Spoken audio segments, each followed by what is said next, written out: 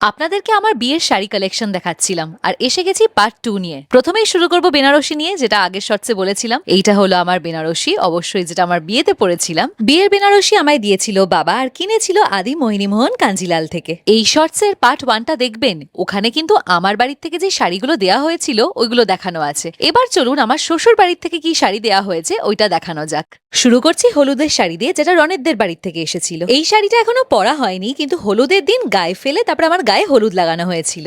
Next দেখিয়ে দিই লজ্জা বস্ত্র। এটা একটা হ্যান্ডলুম শাড়ি, খুবই সুন্দর, একদম নতুন বইয়ের জন্য দারুণ। এটাও এখনো পরা হয়নি, খুব তাড়াতাড়ি অবশ্যই এটা স্টাইল করব।